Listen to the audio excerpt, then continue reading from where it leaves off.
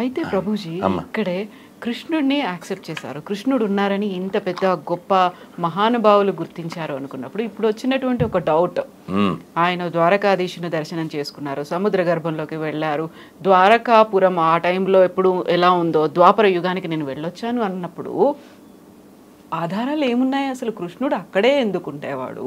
అది ఎలా మునిగిపోయింది? మునిగిపోతే నగరం ఇంకా అక్కడ ఉండడం ఏంటి? ఆ కాలంలో ఉన్నటువంటి మనుషులంతా ఏమైపోయారు? కృష్ణుడు తన వాళ్ళని ఎందుకు రక్షించుకోలేకపోయాడు? అలా మునిగిపోతుంటే అలా చూస్తూ ఉన్నాడు. ఇవన్నీ డౌట్స్ వస్తాయి, బోల్డ్ వస్తాయి కదా.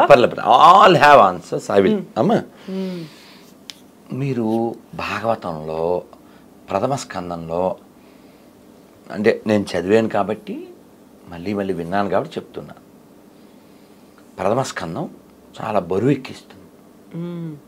ఎందుకు అంటే మనం ఏమనుకుంటాం, భాగవతం అంటే అన్ని ఆటలు పాటలే అనుకుంటాం, కానీ ప్రారంభమే చాలా సాడ్గా ఉంటుంది. ఎందుకంటే అర్జునుడు వెళ్తాడు, ధర్మరాజుకి ఒక చెడ్డ శకునాలు కనబడుతూ ఉంటాయి. నాకేదో అనుమానంగా ఉంది, ఒకసారి ద్వారక వెళ్ళిరా అని అర్జున్ని పంపిస్తాడు. అర్జునుడు వెళ్తాడు, వెళ్తే కృష్ణుడు లేడు. కృష్ణుడు భార్యలు ఉంటే వాళ్ళని తీసుకుని వస్తూ ఉంటాడు. వచ్చిన తర్వాత చెప్పిన మాటలన్నీ మనం మాట్లాడుతున్నాం ఇప్పుడు. ఎందుకు అలా అయిపోయావు, అంత నిస్త్రాణంగా ఎందుకు అయిపోయావు అంటే, అన్నయ్య మన సఖుడు, మన బంధువు, మన మిత్రుడు, మన ప్రాణం ఆయన కృష్ణుడు ఇంకా లేడన్నయ్య, ఆయన స్వధామానికి వెళ్ళిపోయాడు అని చాలా బరువు ఎక్కించేటువంటి బాధాకరమైనటువంటి ఈ విషయం చెబుతూ, కృష్ణుడు లేడు, వారి భార్యలందరినీ నేను తీసుకుని వస్తున్నాను, దారిలో వేటగాళ్ళు నన్ను అటాక్ చేశారు, నా గాంధీవం నా విల్లంబులు ఎక్కుపెట్టాను, మంత్రం గుర్తు రావట్లే, తప్పక నేను మామూలు వ్యక్తిలాగా ఆ గాంధీవం ఇలా వేయవలసిన బాణాలు దాంతో చేశాను, అయినా వాళ్ళు లాక్కుని వెళ్ళిపోయారు.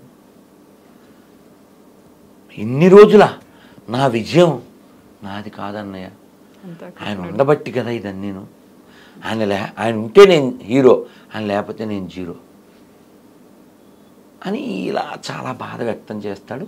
ధర్మరాజు ఇదంతా మనం బ్యాగ్ సర్దుకోవాలి అని చెప్పడానికి సైన్స్ ఇవన్నీ అని చెప్పి వాళ్ళు అప్పుడు తెలుసు కదా ముగింపు, దాని పేరు మహాప్రస్థానం. అది కూడా నేను చదివా, ఇది భాగవతం తెలుగులో చదివా, అదేమో ఇంగ్లీష్లో మహాభారతం చదివా. చాలా బాగుంటుంది, ఎక్సలెంట్, ఎక్స్ట్రాడినరీ, ఎక్సైట్మెంట్ ఇవన్నీ ఉంటాయి అందులో. అంటే మనం మాట్లాడితే అలా ఎక్కువైపోతుంది, అయినా షార్ట్గా చెప్తాను. అలా వాళ్ళు ప్రయాణం చేసేస్తారు. ఆ ప్రయాణం చేసినప్పుడు ఒక్కొక్కరు పడిపోతారు, మీరు విని ఉంటారు. బదరీలో అవన్నీ ఉంటాయి. భీమశిల మేము వెళ్ళొచ్చాం, అక్కడే సరస్వతి ఉద్భవం, వ్యాస గుహ, మళ్ళీ గణేష్ గుహ, ఇవన్నీ ఉంటాయి. వాటరు పట్టుకుంటే మనం మీద పడ్డ నీళ్ళు కూడా మంచు గడ్డలైపోతుంటాయి. అలాంటి స్థితిలో ఆక్సిజన్ అందని స్థితి వరకు కొంతమంది మన వాళ్ళు ప్రయత్నం చేసి వెళ్ళిన వాళ్ళు ఉన్నారు. ఈ హైదరాబాద్లో ఒక ఆయన, నాకు ఉపాధ్యాయుని, ఒక హిందీ ఆయన, నేను వెళ్ళాను స్వామీజీ అని చెప్పారు. అంటే up to the mark almost. అంటే ఏంటి, భీముడు వెళ్ళిన అంతవరకు మనిషి వెళ్ళడానికి ప్రయత్నం చేయొచ్చు, ఆ తర్వాత ఇంకా వెళ్ళలేదు. వీళ్ళు మహాప్రస్థానం ప్రారంభించి స్వర్గం వైపు వెళ్తూ ఉంటే ముందు ద్రౌపది పడిపోయింది, తర్వాత సహదేవుడు, తర్వాత నకులుడు, తర్వాత అర్జునుడు, ఇలా పడిపోయారని ముందు నడుస్తున్న ధర్మరాజుకి తెలియదు. ఎవరు చెప్పారు? భీముడు వెనక్కి చూడడం, అన్నయ్య సహదేవుడు పడిపోయాడు అని మాట్లాడు, ముందుకే పదండి పోదాం ముందుకి పైకి. దీన్ని అందుకే వాడారో ఏంటో శ్రీశ్రీ గారు మహాప్రస్థానం పేరు పెట్టినాడు ఎల్లరు, ఆయన ఇంకో దానికి వాడేరులేండి పుణ్యాత్ముడు. అలా మళ్ళీ అన్నయ్య నకులు పడిపోయాడు, అన్నయ్య ద్రౌపది, అన్నయ్య అర్జున్ అన్నయ్య నేను వెనక్కి తిరగడినా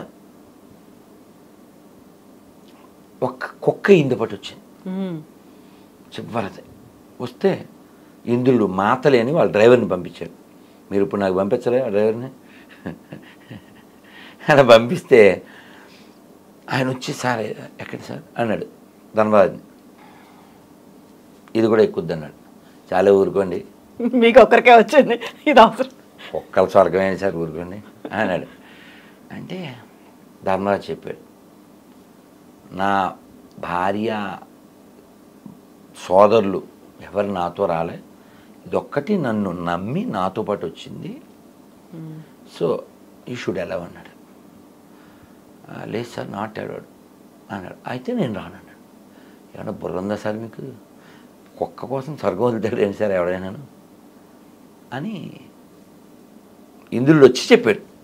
ఇంద్రుడు వచ్చి చెప్పాడు అదంతా నాకు తెలియదు, నా పేరు ధర్మరాజు, ఇంకా ఉపకారం ఉంది, దీనికోసం ఏదో అనుభవించాలి అని ధర్మాన్ని నేను విడిచిపెట్టినాను అంటే స్టబాన్ అని నిలబడ్డాడు ఆయన.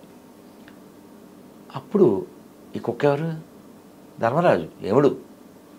ఆయన చాలా సంతోషం, ఆయన నువ్వు నా పేరు కలిగి ఉన్నావు, ఆ ధర్మబుద్ధి ఇంకా ఉందా లేదా, ఏమన్నా ఎరవేస్తే వెళ్ళిపోతావా అని అనుకున్నా. I'm proud of you my son, వెళ్ళినాయన అని చెప్పి రాజా ధ్రువంతే నరకం అని శాస్త్రం.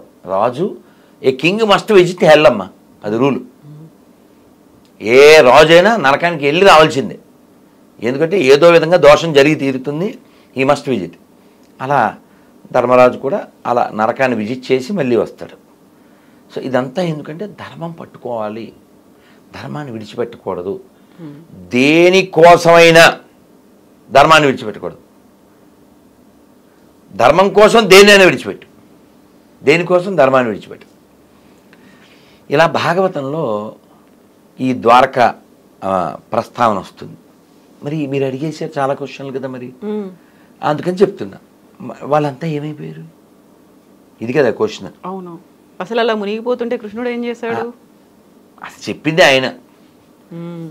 అడిగాడు సముద్రుని, అక్కడ ప్రాబ్లం వచ్చింది కదా మధురలో, వాళ్ళందరూ ఇబ్బందులు పడుతున్నారు, వాడిని కంసుని వధించాడు, వాళ్ళ తాతగారిని సీట్లో కూర్చోబెట్టాడు, తర్వాత కూడా ప్రాబ్లమ్స్ ఉన్నాయి. సరే ఈ ప్రాబ్లమ్స్ లేకుండా సముద్ర మధ్యంలో నాకు స్థలం కావాలని అడిగాడు.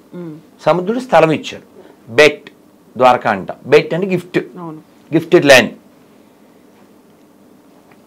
మరి గిఫ్ట్ కొంతకాలం వాడుకున్నాడు, విశ్వకర్మని పిలిచి అద్భుతమైన సుందర నగరాన్ని నిర్మించి, అద్భుతమైన నగరం, చాలా ఆర్గనైజ్డ్, సిస్టమాటిక్. మరి స్వామి వెళ్ళిపోతున్నారు, ఇప్పుడు దాని పని లేదు. వీళ్ళందరూ కూడా దేవతలు ఎవరైతే స్వామితో వచ్చారో వాళ్ళందరూ కూడా వెనక్కి వెళ్ళిపోవాలి. ఇప్పుడు వాళ్ళని ఎవరు సమాప్తి చేస్తారు, ఏదో రీజన్ కావాలి. అందుకని కృష్ణుడు కొడుకుల్లో ఒక ఆయన సాంబుడు. సాంబుడు అంటే జాంబవతి కొడుకు. అతను ఏం చేశాడు, ఒక ఆడపిల్ల వేషం వేసుకుని, నారదుడు వాళ్ళు సప్తర్షులు వస్తే ఫ్రెండ్స్తో పాటు, ఏమండి అంటే వాళ్ళే ఊరికి అల్లరే ఆడపిల్ల వేషం అతను వేసి, ఒకడు భర్తలాగా మా ఆవిడండి 8వ నెలండి ఎవరు పుడతారు, ఇలా. వాళ్ళకి తెలీదా, వాళ్ళకి కోపం వచ్చింది, ఎరా వేషాలు వేస్తున్నారా, వీడి కడుపున మొసలం పుడుతుంది అన్నారు. వాళ్ళకి భయం వేసింది. తాతగారి దగ్గరికి వెళ్ళి చెప్పారు, భీష్ముడి దగ్గరకో లేకపోతే ఉగ్రసేనుడి దగ్గర, మొత్తానికి వాళ్ళు నాయన దాన్ని సముద్రం దగ్గర అరగదీయింద్రా అని చెప్పారు. ఒక పెద్ద బండలా అది పుట్టింది. అరగదీసి అరగదీసి అరగదీసి ఆ నొరగంతా అది ఒక పెద్ద పెద్ద దుబ్బు అంటాం కదా, అలాంటివిగా తయారైంది. ఏమో మొక్క మిగిలింది పడేశారు. అది ఉదయం చేప మింగిందంట, ఆ చేప ఎవడికో దొరికింది ఒకడికి, వాడు దాన్ని పొట్ట కోసాడు. ఇది బాగుంది కదా అని బాణానికి పెట్టుకున్నాడు. ఇవన్నీ ముందస్తు ఏర్పాట్లు, బ్యాగ్ సర్దుకున్నట్టు. వీళ్ళు ఆడ కూర్చుని కృష్ణుని ఈ వంశీకులు రిలాక్స్డ్గా ఉన్నారు. మాట మాట మాట పెరిగింది అంతే. వాళ్ళని ఎవరు చంపకూడదు, ఇంకోళ్ళ చేతిలో చావకూడదు, వాళ్ళంతా దేవతలు కాబట్టి వాళ్ళ కథను ముగించాలిగా. వాళ్ళు కొట్టుకు చచ్చారు. అందుకే చూడండి, యాదవ వంశంలో ముసలం వచ్చి వాళ్ళు కొట్టుకు చచ్చారా అంటుంటారు. మరి వెనక్కి వెళ్ళాలి, వాళ్ళు నగరమేమో లోపలికి వెళ్ళాలి, వీళ్ళేమో పైకి వెళ్ళాలి, కృష్ణుడు వైకుంఠానికి వెళ్ళాలి. సో వచ్చిన ఏదైతే పర్పస్ ఉందో అది ఫుల్ఫిల్ అయిపోయింది. అయితే ఇక్కడ మీరు ఇంకొక మాట అన్నారు, ఇదంతా జరిగిన తర్వాత పరిసమాప్తి అయిపోయింది, అవతారం మళ్ళీ స్వధామానికి వెళ్ళిపోయాడు అనుకున్న తర్వాత అర్జునుడు కృష్ణుడి భార్యలను తీసుకొని వస్తూ ఉన్నాడు. అందులో రాధ ఉండదు కదా, రాధని ప్రాణంగా ప్రేమించాడు, అంతకు మించి అనుకున్నాడు. అందులోనూ కృష్ణుడి కంటే రాధ వయసు ఎక్కువ పెద్దది అనుకుంటారు కదా, తన్నెందుకు దూరం పెట్టాడు? ఆ భార్యల్లో తనెందుకు లేదు? లేదు అమ్మా, మనకేం చెప్పారంటే శ్రీకృష్ణ చైతన్య రాధాకృష్ణ నహిరే అన్య, ఇది బెంగాలీ. శ్రీకృష్ణ చైతన్య అంటే రాధాకృష్ణులకి అభిన్నం, అంటే రాధాకృష్ణులే చైతన్య మహాప్రభు అని చెప్పారు. రాధారాణి అంటే ఆహ్లాదిని శక్తి అంటారు. కృష్ణుడు యొక్క ఆనందం ఒక రూపం చేస్తే ఆవిడ రాధారాణి. కాబట్టి రాధారాణి కృష్ణుడు వేరు కాదు, కేవలం లీలా ప్రకటన చేయడానికి మాత్రమే భగవంతుడు రాధారాణిని వచ్చేలా చేయడం జరిగింది. ఈ లీలా ప్రకటన ఇది అర్థం చేసుకోవడానికి మనకి కాస్త మెచ్యూరిటీ ఉండాలి. పైపైన చూస్తే అపరాధం చేస్తాం. అందుకని మనం షడ్గోస్వాములు రచించిన సాహిత్యాన్ని చదవాలి, చాలా శ్రద్ధగా, చాలా వినయంగా, భౌతికమైన భావనతో కాకుండా. అప్పుడు మనం కూడా ప్యూరిఫై అవుతాం. అంతేగాని ఏదో క్యాజువల్గా అలా డిస్కస్ చేయడానికి లేదు. అందుకే బృందావనంలో ఎవరంటే వాళ్ళు అడుగు పెట్టలేరు. మేము ఇస్కాన్లో జాయిన్ అయ్యాక 4 ఏళ్ల తర్వాత బృందావనం వెళ్తాను అని అనుకోలేదు. ఏదో అన్ని సిటీల్లాగే అదొకటి కాదు, గ్యారంటీగా చెప్తాను. చాలామందికి జరిగింది, నేను వెళ్ళగలను అనుకుని నువ్వు ఆగ్రా దాకా వెళ్ళగలవు, మహా అయితే మధుర దాకా వెళ్ళగలరు. గర్వం చేత వెళ్తే మాత్రం Radharani not allowed you to బృందావనంలో అడుగు పెట్టలేవు. ఎందుకని తప్త కాంచన గౌరాంగి రాధే బృందావనేశ్వరి వృషభానుసుతే దేవి ప్రణమామి హరిప్రియే. రాధే బృందావనేశ్వరి అంటే బృందావనానికి అధిపతి ఎవరంటే రాధారాణి. అలాగే మీరు మాట అన్నారు, రాధారాణి కృష్ణుడి కంటే పెద్దది అని. మేము ఈ డౌట్స్ అన్నీ ఒక 25 ఏళ్ల క్రితమే మా గురువుగారిని అడిగాం. అంటే జనసామాన్యంలో ఉన్నవి కదా ఇవన్నీ. కృష్ణుడి మీద రాధారాణి నెల 15 రోజులు చిన్నది. వృషభాను మహారాజుకి ఒక కమలంలో ఒక సరస్సులో ఆవిడ దొరికింది. మన సీతాదేవి ఎలా అయితే జనక మహారాజు దొరికిందో అలాగా ఆవిడ పుట్టిన తర్వాత దొరికిన తర్వాత ఉయ్యాల్లో వేశారు, కళ్ళు తెరవలేదు ఆవిడ. వాళ్ళు చాలా అయ్యో ఈ ముద్దులు మూట కట్టే పసిపాప కళ్ళు తెరవలేదని. తర్వాత యశోదామాయి నందమహారాజు ఈ వృషభాను మహారాజు యొక్క ఇంటికి వచ్చారు చిన్ని కృష్ణుని తీసుకొని. కృష్ణుడు ఆడుతూ వెళ్ళి ఆ ఉయ్యాలను పట్టుకున్నాడు. కృష్ణుడు ఎప్పుడైతే ఆ ఉయ్యాల పట్టుకుని నిలబడ్డాడో అప్పుడు ఆవిడ కళ్ళు తెరిచింది. అంటే కృష్ణుడిని మాత్రమే చూస్తుంది. సీతాదేవి గురించి చెప్తూ సింహాచల శాస్త్రి గారు గొప్ప హరికథకులు వారు అంటారు, సీతాదేవికి రాముడు ఒక్కడే తెలుసు, మనకు రాముడు తప్ప అన్నీ తెలుసు అంటారు. అలాగా రాధారాణి కృష్ణుడికి అభిన్నం, కేవలం ఆనందం, ఆహ్లాదిని శక్తి. భగవంతుడికి 3 శక్తులు ఉంటాయి. అంతరంగ శక్తి అంటే రాధారాణి, బాహ్య శక్తి అంటే ఈ భౌతిక ప్రపంచం. మనం అందరం కూడా భగవంతుడి యొక్క న్యూట్రల్, అంటే మనకి మనకు ఒక ఇచ్చే ఉంది. మనం ఇటు ఉండొచ్చు, అటు ఉండొచ్చు, అటైనా ఉండొచ్చు, ఇటైనా ఉండొచ్చు. ఇటు అటు కాదు, ఇటు కానీ అటు కానీ ఉండొచ్చు ఒకవైపు. అది గోన గన్నారెడ్డిలాగా ఆడా ఉంటా ఏడా ఉంటానని అనడం కుదరదు. మనకు ఒక స్వతంత్రం ఉంది జీవులకి. ఆ స్వతంత్రాన్ని మనం సరిగా ఉపయోగిస్తే భగవంతుడి వైపు ఉంటాం, మనం మిస్యూజ్ చేస్తే భౌతిక ప్రపంచంలో ఉంటాం. ఆ చాయిస్ మనది. కాబట్టి బుద్ధిమంతుడైన వాడు శాస్త్రాలు చదవడం ద్వారా, వినడం ద్వారా, గురువుని ఆశ్రయించడం ద్వారా, మళ్ళీ పుట్టకుండా ఉండడం ఎలా ఈ ప్లాన్ చేస్తాడు. ఇక్కడ ఉండటం కుదరదు కదా. చాలా బాగుంది స్టూడియో, చాలా బాగుంది కారు, చాలా బాగుంది ఇల్లు, కానీ ఇవన్నీ అశాశ్వతం. యదృశ్యం తన్నశ్యం. మొన్న మధ్య మీకు గుర్తుందా, టర్కీలో 34 అంతస్తుల బిల్డింగ్ ఓనర్ 17 సెకండ్లో బెగరైపోయాడు. ఎందుకు? భూకంపం. మీకు గుర్తుందా, ఒక 15 ఏళ్ల క్రితం కర్నూలులో వరదలు వచ్చింది, మొత్తం ముంచెత్తింది. కర్నూలు సిటీలోకి వరద రావడం ఏంటి? బ్రహ్మంగారు ఎప్పుడో అయిపోయారు, వచ్చేసింది. కర్నూలు జిల్లాలో చాలా నష్టం జరిగింది. ఆ ఫోటోలు కొన్ని చూస్తే చాలా బాధగా ఉంటాయి. 40 ఎకరాల ఆసామి మట్టి బురద అంటుకున్న బ్లడ్ తింటున్నాడు. ఏం చేయాలి? కాబట్టి ఎప్పుడు ఇలా ఉంటాను అని ఎప్పుడు అనుకోకూడదు. ఇది ఒకటి చెప్తాను, తర్వాత మీరు అడుగుదురు. అర్జునుడు తీసుకొస్తున్నాడు కదా, ఆ తీసుకొస్తున్నప్పుడు తను ఇలా ఫెయిల్ అయ్యాడు. మరి అదేంటి, వాళ్ళు రక్షించబడాలిగా. ఇది కూడా మీ ప్రశ్నేగా. ఇప్పుడు ఆ ద్వారకలో ఉన్న వాళ్ళ విషయం మీకు చెప్పాను. వాళ్ళకి వికెట్ చేయాలి.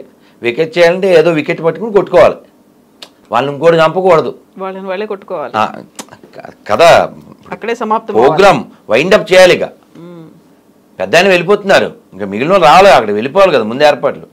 సో కాబట్టి అక్కడ ఓ రీజన్ కావాలి. ఆ రీజన్ కోసం మొసలం, తద్వారా అది వైండప్. మరి వీళ్ళెవరు? ఇప్పుడు తెలిసి తెలియక, సరిగా చదవక, ఈ వాట్సాప్ యూనివర్సిటీ బ్యాచ్లు తయారయ్యి కృష్ణుడు 16,000 మందిని చేసుకున్నాడు, ఆయన దేవుడు, ఇలా ఏదో వాగుతూ ఉంటారు. రామచంద్రమూర్తి వనవాసం చేస్తున్నప్పుడు ఆయన చాలా అందగాడు కదా. అందగాడమ్మా మా రాముడు ఎంతటి అందగాడమ్మా, ఆజానుబాహుడమ్మా అరవింద నేత్రుడమ్మా, కోదండరాముడమ్మా కారుణ్యధాముడమ్మా, సీతమ్మ నిలచిన గోపన్న కొలచిన భక్తులు తలచెడి శ్రీరాముడు, శంఖ చక్రధారుడు, అదిగో గౌతమి ఇదిగో భద్రాద్రి, రామదాసు నిర్మించిన ఆలయం. అందగాడు కాబట్టే పుంసాం మోహన రూపాయ పుణ్యశ్లోకాయ మంగళం. పుంసాం మోహన రూపాయ అంటే పురుషులు కూడా ఆకర్షించే అంత అందగాడు. ఇంత అందగాడైన రాముణ్ణి మేము సేవించాలి, ఆయనతో పాటు ఉండి అని ఋషులు కోరుకున్నారు. సీతాదేవి ఉంది, ఇప్పుడు నియమం ఏకపత్ని వ్రతం, నేను మళ్ళీ వస్తా, వచ్చినప్పుడు మీరందరూ నాకు పత్నులై మీరు సేవిద్దురు అన్నాడు. సో ఆ ఋషులందరూ గోపికలుగా వచ్చారు. వాళ్ళందరూ ఓ కారణం ఉండాలి కాబట్టి నరకుడి చేత బంధింపబడ్డారు. వాళ్ళంతా కృష్ణుని కోరుకున్నారు. ఏదో వాడి పేరేంటండి, అలెగ్జాండరో లేకపోతే తైమూరో లేకపోతే ఈ బ్యాచ్ ఉన్నారే తొగ్లక్కో, ఇలాంటి వాళ్ళు ఎత్తుకొచ్చేసి అలాంటి కార్యక్రమం కాదు అది. వాళ్ళు కోరుకున్నారు మేము కృష్ణుడిని తప్ప ఇంకెవరిని వివాహం ఆడము అని. వాళ్ళందరికీ 16,108 మంది మొత్తం భార్యలు. ఈ 16,000 మందికి 16,100 మందికి ఆయన ప్యాలెస్లు కట్టించాడు. వీటిని నిజమేనా ఈ పెళ్ళిళ్ళు చేసుకున్న విషయం మాట నిజమేనా అని నారదుడు చెక్ చేయడానికి వెళ్ళాడు. ఇవన్నీ భాగవతంలో ఉంటుంది. నువ్వు భాగవతాన్ని విశ్వసిస్తే నీ యూనివర్సిటీ తెలివితేటలు ఏం వాడకుండా జస్ట్ యాక్సెప్ట్ ఇట్. అలా ఈ ఋషులందరూ ఆయన భార్యలుగా ఉండి భగవంతుడి సాంగత్యాన్ని పొంది భగవంతుడు ఇంకా వైకుంఠానికి వెళ్ళిపోయాడు. వాళ్ళు కూడా వాళ్ళ స్వస్థలాలకు వెళ్ళిపోవాలి. మరి ఏదో విధంగా ప్యాకప్ అయిపోవాలి. అర్జునుడి మహాప్రస్థానం ఆయన వెళ్ళిపోవాలి. సో వీళ్ళందరూ ఈ ఆటవికుల ద్వారా లాక్కెళ్ళిపోయారు. లాక్కి వెళ్ళిపోతే ఇది కూడా చెప్పాలి, ద్వారక దగ్గర గోపీ తలాబ్ అని ఉంటుంది. మేము వెళ్తూ ఉండే ఈ తిలకం పెట్టుకుంటామే అక్కడే దొరుకుతుంది. ఇప్పటికీ మామూలుగా 20-30 రూపాయలు ఇంత మొక్క ఉండేది, అక్కడ ఇంత దొరికేస్తుంది 20 రూపాయలకి. అలా చెప్తున్నా, చాలా స్వచ్ఛంగా. ఆ గోపీ తలాబ్ ఏమిటి అంటే ఈ ఆటవికుల చేత కొనిపోబడుతున్నటువంటి కృష్ణుడి యొక్క భార్యలు, వాళ్ళకి ఆటవికులు అంటేనే కల్చర్ ఉండదు అని కదా, వాళ్ళు మనం పెళ్లి చేసుకుందాం అన్నారు కృష్ణుడి భార్యలు. వాళ్ళు సరే మేము స్నానం చేసి వస్తాం, మరి నడిచి వచ్చాం కదా అన్నారు. అలాగే అన్నారు వాళ్ళు. వీళ్ళందరూ ఆ పెద్ద సరస్సులో దిగారు. దిగినప్పుడు స్త్రీలు, బయటకు వచ్చినప్పుడు గడ్డాలు వేశారు. ఇంక వాళ్ళు ఎవరిని పెళ్లి చేసుకుంటారు? వాళ్ళు అలా వెళ్ళిపోయారు, వీళ్ళు ఇలా వెళ్ళిపోయారు. అలా ఒక్కొక్కటి నాటకం అయిపోయింది అన్నట్టుగా అలా వాళ్ళ పాత్రలు ముగించిపోయింది. మనం ఏదో మన ఇచ్చ వచ్చినట్లు దాన్ని మాట్లాడకూడదు కదా. నేర్చుకోవాలి. కొన్ని చూసి మనం మార్చుకోవాలి.